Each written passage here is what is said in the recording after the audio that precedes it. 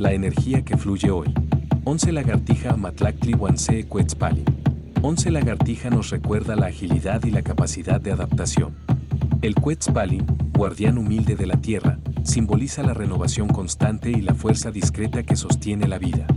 Este día nos invita a movernos con ligereza, a buscar refugio en lo sencillo y a reconocer que la transformación empieza en lo pequeño. Señora del día, Mictecacihuatl. Un día regido por Mictecacihuatl es un día de profunda conexión con el misterio de la muerte.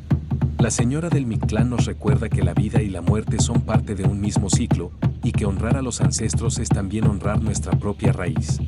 Su energía nos guía hacia la contemplación de lo eterno y la aceptación de la transformación inevitable. Señora de la noche, Salciutlicue.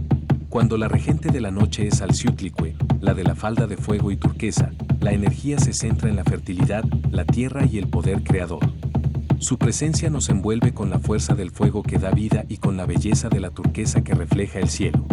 Es un recordatorio de que somos parte del tejido cósmico que une lo terrestre y lo celeste. Ave del día, Alotl. Un día regido por Alotl es un día de colorido y canto. El Alotl nos invita a celebrar la belleza de la vida, a expresar nuestra voz con claridad y a reconocer que la alegría también es medicina. Sus plumas multicolores son símbolo de abundancia y de la unión entre lo humano y lo divino. Hoy la tierra respira en silencio, recordándonos que cada paso abre un nuevo comienzo. Ometeotl.